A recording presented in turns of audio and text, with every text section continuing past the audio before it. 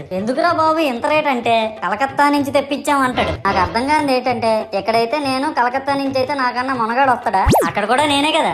ఇలా నన్ను బజార్లో పెట్టి బేరం ఆడి నా మొహానికి ముసుగేసి వ్యాన్ ఎక్కిస్తారు. ఆ వ్యాన్ డ్రైవర్ గాడు నేను ఉన్నానని కూడా చూడకుండా ఏదో ఆలోచించుకుంటా డ్రైవ్ చేస్తా గతకల్లో గబ్బి గుబ్బి మని తెంచేసి నా కాల్లో చెయ్యి ఇరగొట్టేస్తాడు. ఈ విషయం చందాలు ఇచ్చిన చిన్నోళ్ళకి తెలిస్తే మళ్ళీ ఇరిగిపోయిన బొమ్మ పెట్టకూడదని ఏ బొమ్మ రాసి కవర్ చేసేస్తాడు. సరేలే జరిగిందేదో జరిగింది, నా భక్తులే కదా కూల్ బ్రో అని చిల్లయ్యే లోపు నన్ను పందిర్లో పెట్టి ముసుగు తీసి నాకన్నా పొడుగున్నే సౌండ్ బాక్సులు రెండు నా చెవులు పక్కన పెట్టి డీజే గణేష్ బ్రో అని చెప్పి నా పాటలను కూని చేస్తారు. సరేలే పిల్లలు కదా ఇప్పుడు కాకపోతే ఎప్పుడు ఎంజాయ్ చేస్తారు, కాసేపట్లో పూజ స్టార్ట్ చేస్తారని వెయిట్ చేస్తా ఉంటే ఆ ₹5 వ్రతకల్పన బుక్ చూస్తే ఎక్కడ లేని కోపం వస్తుంది. ఏరా నాకు అర్థం కాదు, ఎన్ని సంవత్సరాల నుంచి నా పూజలు చేస్తున్నారు, ఒక్కడికి నా కథ గుర్తుండదేట్రా యాదవ్ వల్లారా. ఓ నా బుక్ లో చూసిన దాన్నైనా తిన్నంగా చదువుతారా అంటే అది ఉండదు. ఏదో బాగా అటర్ ఫ్లాప్ అయిపోయిన తెలుగు సినిమాకి రివ్యూ చెప్పినట్టు చదువుతారు ఒక్కొక్కడును.